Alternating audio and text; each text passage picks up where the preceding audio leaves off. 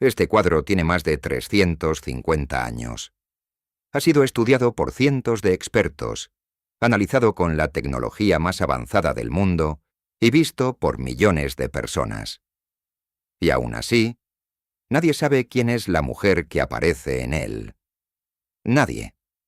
Y lo que es todavía más inquietante, puede que nunca lo sepamos. Hay pinturas famosas, y luego hay pinturas que parecen mirarte a ti. La joven de la perla no es simplemente uno de los cuadros más reconocibles de la historia del arte. Es algo diferente. Hay algo en esa mirada girada, en esos labios entreabiertos, en esa perla que cuelga de su oreja, que no te abandona. Como si la joven estuviera a punto de decirte algo. Como si hubiera estado esperando siglos para contártelo. Pero aquí es donde la historia se vuelve extraña. No sabemos quién era. No sabemos si existió de verdad. No sabemos qué relación tenía con el hombre que la pintó. Y cada respuesta que los investigadores han creído encontrar ha generado nuevas preguntas todavía más desconcertantes. Para entender el misterio, primero hay que entender a Johannes Vermeer. Y eso, de por sí, ya es un misterio. Vermeer vivió en la ciudad holandesa de Delft durante el siglo XVII. Una época de esplendor comercial, de grandes flotas, de mercaderes que acumulaban fortunas increíbles. Era el momento dorado de la pintura holandesa. Y sin embargo Vermeer era casi invisible. Mientras otros pintores producían centenares de obras, él pintó en toda su vida entre 34 y 36 cuadros. No hay acuerdo exacto sobre la cifra porque algunos se han perdido o se discute su autoría. 36 cuadros en más de 20 años de carrera. Eso es menos de 2 por año. Casi nada. ¿Por qué tan pocos? Nadie lo sabe con certeza. Algunos expertos creen que trabajaba con una lentitud y un perfeccionismo casi enfermizos. Otros sugieren que simplemente no pintaba para sobrevivir, sino para un mecenas concreto que le encargaba las obras. Lo cierto es que Vermeer tenía 11 hijos, deudas permanentes y una vida económica que nunca terminó de estabilizarse. Cuando murió, en 1675, tenía 43 años. Dejó a su familia en la ruina. Y dejó un cuadro que, siglos después, se convertiría en uno de los más famosos del mundo. Sin embargo, hay un detalle que casi nadie conoce. Durante más de 200 años después de su muerte, Vermeer fue prácticamente olvidado. Volvamos al cuadro. Pintado alrededor de 1665, la joven de la perla mide apenas 44 centímetros de alto por 39 de ancho. Es pequeño. Sorprendentemente pequeño para la fuerza que irradia. Está pintado sobre un fondo completamente oscuro, casi negro, lo que hace que la figura emerja con una intensidad casi perturbadora. Pero antes de sacar conclusiones sobre quién podría ser esta joven, hay algo fundamental que entender. Este cuadro no es lo que parece. Durante siglos se asumió que era un retrato, la representación de una persona real encargada por alguien para inmortalizar a alguien concreto. Pero los historiadores del arte llevan décadas señalando que esa interpretación es probablemente incorrecta. Lo que Vermeer pintó era lo que en la tradición pictórica holandesa se llama una tronie. Una palabra neerlandesa que significa aproximadamente rostro o expresión. Las tronies no eran retratos de personas específicas. Eran estudios de tipos humanos, de expresiones, de estados emocionales. El equivalente del siglo XVII a lo que hoy llamaríamos una fotografía conceptual o una imagen artística sin sujeto identificado. Esto lo cambia todo. Porque si la joven de la perla es una tronie, entonces puede que Vermeer no estuviera pintando a nadie en particular. Puede que estuviera pintando una idea, una emoción, un instante imaginado, Y lo más increíble estaba por descubrirse. Incluso sabiendo esto, los investigadores no podían dejar de preguntarse si detrás de esa figura imaginaria no habría existido una persona real que sirvió de inspiración. Las teorías sobre la identidad de la joven son varias, y cada una tiene sus defensores apasionados. La primera y más romántica era la hija de Vermeer. El pintor tuvo 4 hijas que alcanzaron la edad adulta. La más conocida, María, aparece mencionada en documentos de la época.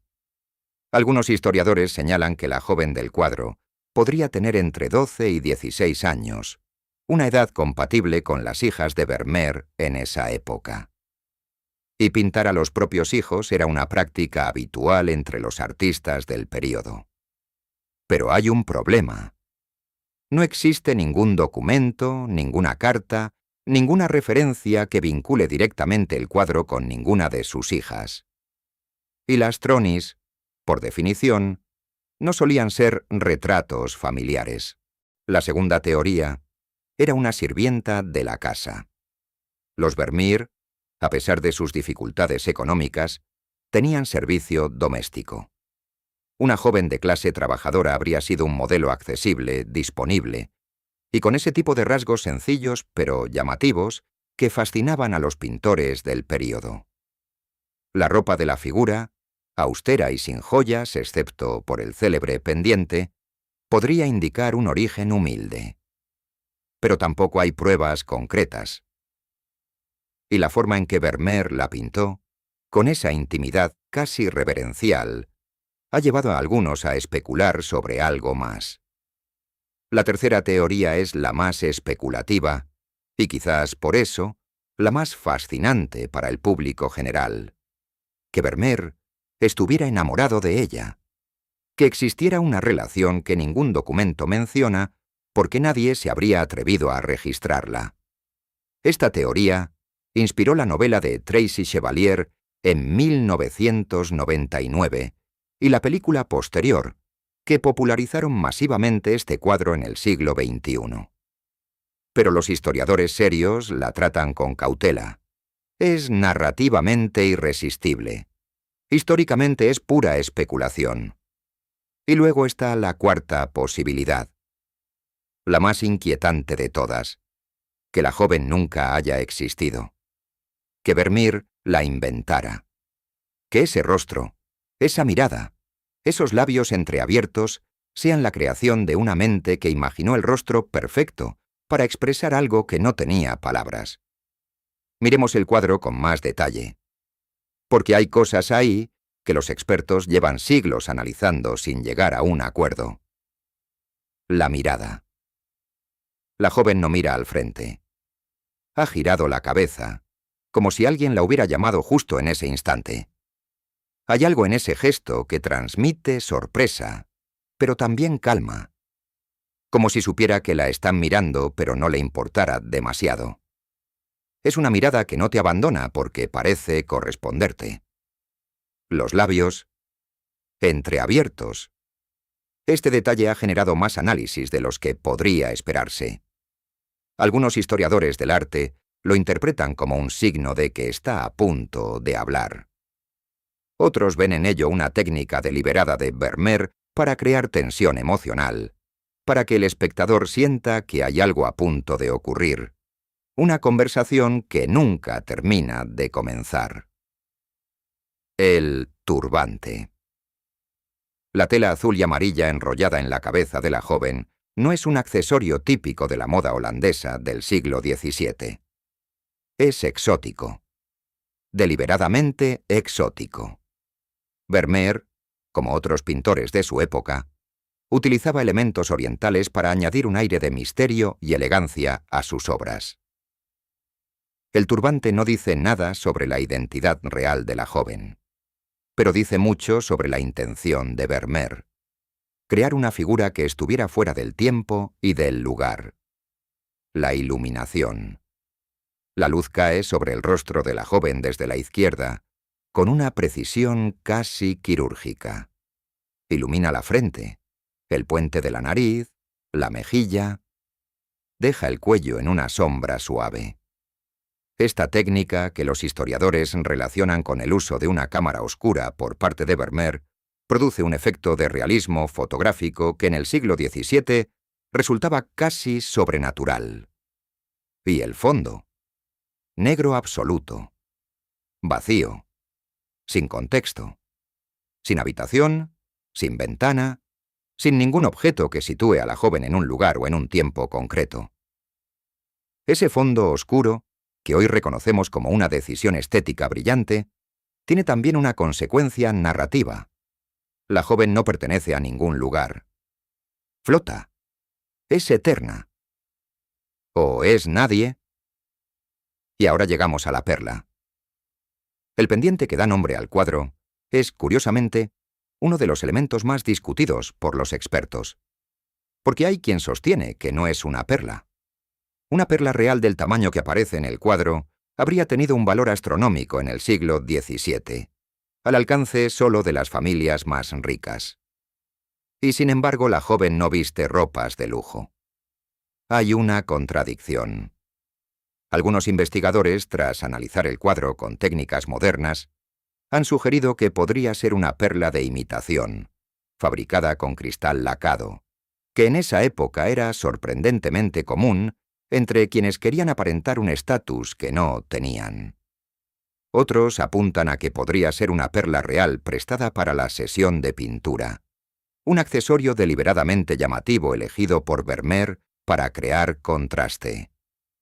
Lo que sí está claro es que Vermeer pintó ese pendiente con una maestría técnica extraordinaria.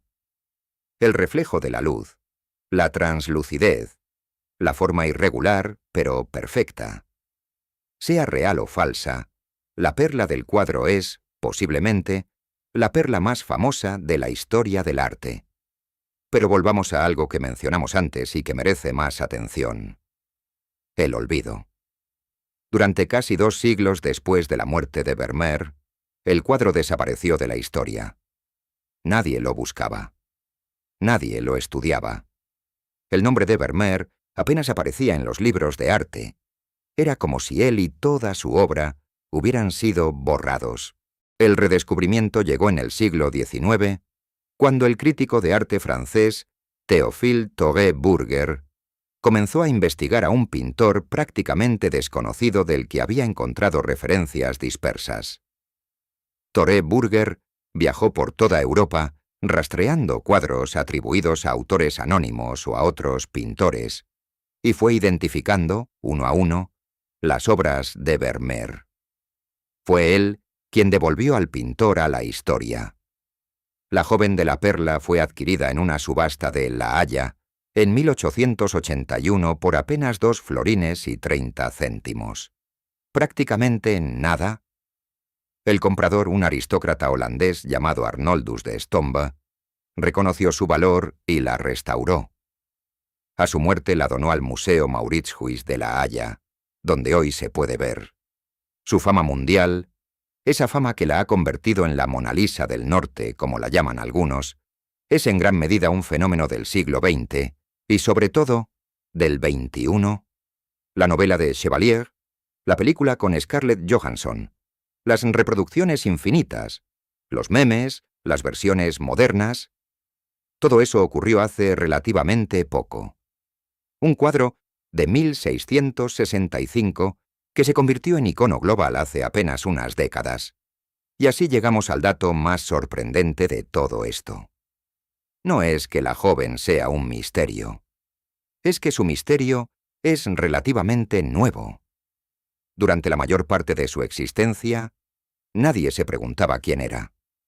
Nadie le daba importancia. El cuadro estuvo durante siglos sin nombre conocido, sin historia conocida, sin público conocido. La pregunta que hoy nos parece fundamental, esa pregunta de quién era realmente la joven de la perla, no es una pregunta antigua. Es una pregunta que nosotros, en nuestra época, hemos decidido hacernos, y resulta que no podemos responderla. La tecnología más avanzada ha analizado el cuadro capa a capa. Los rayos X han revelado cambios que Vermeer hizo durante el proceso. Originalmente la joven llevaba un pendiente diferente, y el fondo no era completamente negro, sino que tenía una cortina verde que Vermeer decidió eliminar. Estos descubrimientos nos dicen cómo trabajaba, pero no nos dicen quién era ella. Quizás lo más fascinante de esta obra es precisamente eso, que después de siglos de estudios, de análisis, de tecnología, de novelas y películas y millones de miradas, seguimos sin poder responder una pregunta aparentemente sencilla. ¿Quién era realmente la joven de la perla? Vermeer lo sabía. O quizás no. Quizás la inventó. Quizás la miró a los ojos durante meses mientras la pintaba y, cuando terminó, tampoco él sabía muy bien quién era. Y quizás eso, ese misterio irresoluble, ese rostro girado hacia nosotros con los labios a punto de hablar, es exactamente lo que hace que 350 años después sigamos aquí, mirándola, esperando que nos lo cuente.